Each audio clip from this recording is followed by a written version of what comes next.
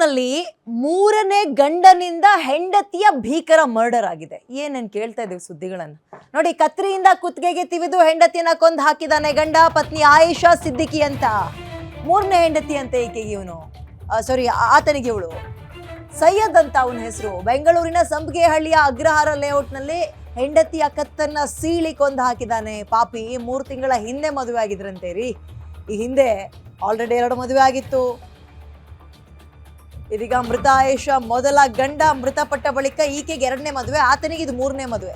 2ನೇ ಪತಿಗೂ ಡಿವೋರ್ಸ್ ಕೊಟ್ಟು ಸೈಯದ್ ಜೊತೆಗೆ ವಿವಾಹ ಮಾಡ್ಕೊಂಡಿದ್ಲು. ಮಸಾಜ್ ಪಾರ್ಲರ್ ಅನ್ನ ಮತ್ತು ಇನ್ನೊಂದು ಬ್ಯೂಟಿ ಪಾರ್ಲರ್ ನಲ್ಲಿ ಕೆಲಸ ಮಾಡ್ಕೊಂಡಿದ್ಲಂತೆ ಹೆಣ್ಮಗಳು. ಪಾಪ ಕೆಲಸ ಬಿಡ್ಬೇಕು ನೀನು ಅಂತ ಒತ್ತಾಯ ಮಾಡಿದ್ರಂತೆ ಸೈಯದ್.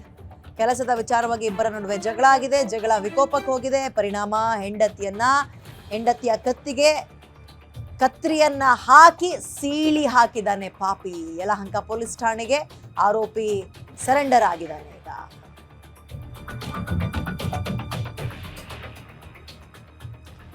ಓಕೆ, ಗಂಡ ಮತ್ತು ಹೆಂಡತಿ ಇಬ್ಬರ ಫೋಟೋವನ್ನ ನೋಡ್ತಾ ಇದ್ದೀರಿ. ಈತನ ಹೆಸರು ಸೈಯದ್ ಜಬಿ ಅಂತ. ಇವನಿಗೆ ಇದು 3ನೇ ಮದುವೆ. ಈಕೆಯ ಹೆಸರು ಪತ್ನಿ ಆಯಿಷಾ ಸಿದ್ದಿಕಿ ಅಂತ. ಈಕೆಗಿದು 2ನೇ ಮದುವೆ. ಈಕೆ ಇಂಡಿಪೆಂಡೆಂಟ್ ಆಗಿ ಏನೋ ಒಂದು ಕೆಲಸ ಮಾಡ್ಕೊಂಡಿದ್ಲು. ಸಲೂನ್ ನಲ್ಲಿ ಕೆಲಸಗಳನ್ನು ಮಾಡ್ಕೊಂಡಿದ್ರು. ಅದನ್ನ ನೀನು ಈ ಕೂಡಲೇ ಬಿಡಬೇಕು ಅಂತ ಹೇಳಿದ್ನಂತೆ. ಅದಕ್ಕೆ ಆಕೆ ಒಪ್ಪಿಲ್ಲ.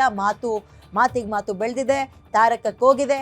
ಪರಿಣಾಮ ಮನೆಯಲ್ಲಿ ಇದ್ದಂತಹ ಕತ್ರಿ ತಗೊಂಡು ಕತ್ತಿಗೆ ಹಾಕಿ ಸೀಳಿ ಹಾಕಿದಾನಂತೆ ಪಾಪಿ. ಕೆಲ್ಸಕ್ಕೆ ಹೋಗಕ್ಕೆ ಇಷ್ಟ ಇಲ್ಲ ಅಂದ್ರೆ ಮದುವೆಗಿಂತ ಮುಂಚೆನೆ ಮಾತಾಡ್ಬೇಕಿತ್ತು. ಬಿಡು ಅಂತ ಅವಾಗಲೇ ಬಿಡಿಸ್ಬೇಕಿತ್ತು. ಮದುವೆ ಆಗಿ ಎಲ್ಲ ಆಗಿ ಇತ್ತೀಚೆಗೆ ಮದುವೆ ಆಗಿರೋದು 3 ತಿಂಗಳ ಹಿಂದೆ. ಹೆಣ್ಣು ಮಗಳು ಬಾಳನ್ನೇ ಕೊಂದು ಹಾಕಿದ್ದಾನೆ, ನರಕಕ್ಕೆ ತಳ್ಳಿಬಿಟ್ಟಿದ್ದಾನೆ ಪಾಪಿ.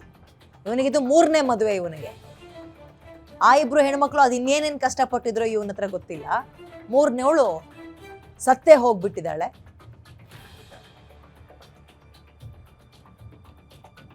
ಇವೆಲ್ಲ ನೋಡಿ ಹೆಂಗಾಗ್ತಾ ಇದೆ ಅಂದ್ರೆ ಮದುವೆ ಆಗುವಂತಹ ವಯಸ್ಸಿನ ಯುವಕರಿಗೆ ಜೀವನ ಜಿಗುಪ್ಸೆ ಬರ್ತಾ ಇದೆ, ಭಯ ಆಗ್ತಾ ಇದೆ.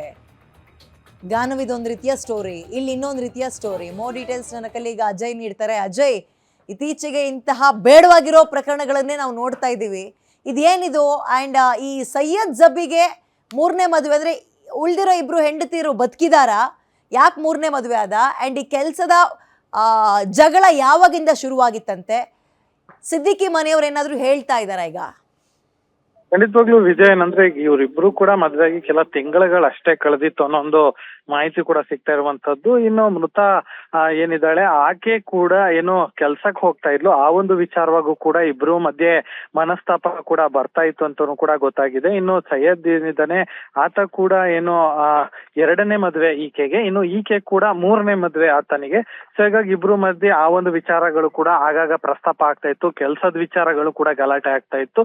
ಸೊ ಹೀಗಾಗಿ ಏನು ನಿನ್ನೆ ಬೆಳಗ್ಗಿನ ಜಾವ ಅಷ್ಟೊತ್ತಿಗೆ ಏನು ಮಾತುಕತೆ ಜಾಸ್ತಿ ಆಗಿದೆ. ಇಬ್ರು ಮಧ್ಯ ಕೈ ಮಿಲಾಯಿಸ್ಕೊಳ್ಳುವಂತ ಹಂತಕ್ಕೂ ಕೂಡ ಹೋಗಿರುವಂತದ್ದು. ಆಗ ತಕ್ಷಣ ಅಲ್ಲಿದ್ದಂತ ಏನೊಂದು ಚಾಕು ಏನಿರುತ್ತೆ ಮತ್ತೆ ಕತ್ತಿ ಏನಿರುತ್ತೆ ಅದರಿಂದ ತಗೊಂಡು ಆಕೆಯ ಕತ್ತನ್ನ ಕುಯ್ದು ಆತ ಸಾಯಿಸಿದಾನೆ ಅನ್ನೋ ಒಂದು ಮಾಹಿತಿ ಕೂಡ ಸಿಗ್ತಾ ಇರುವಂತದ್ದು. ಇನ್ನು ಈ ಒಂದು ವಿಚಾರಕ್ಕೆ ಸಂಬಂಧಪಟ್ಟಂತೆ ತಕ್ಷಣ ಆತನೇ ಹೋಗಿ ಏನು ಪೊಲೀಸರಿಗೆ ಕೂಡ ಸರೆಂಡರ್ ಆಗಿದ್ದಾನೆ. ನಾನು ಈ ರೀತಿಯಾಗಿ ನನ್ನ ಹೆಂಡತಿಯನ್ನ ಕೊಲೆ ಮಾಡಿದೀನಿ ಅಂತ ಹೇಳಿ ಕೂಡ ಸರೆಂಡರ್ ಕೂಡ ಆಗಿರುವಂತದ್ದು.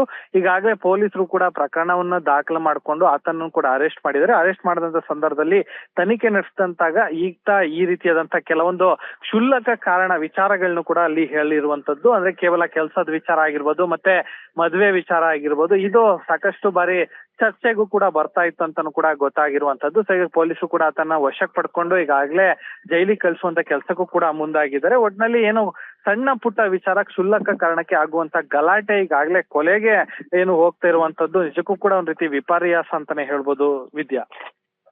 ಧನ್ಯವಾದ ಅಜಯ್ ಡೀಟೇಲ್ಸ್ಗೆ.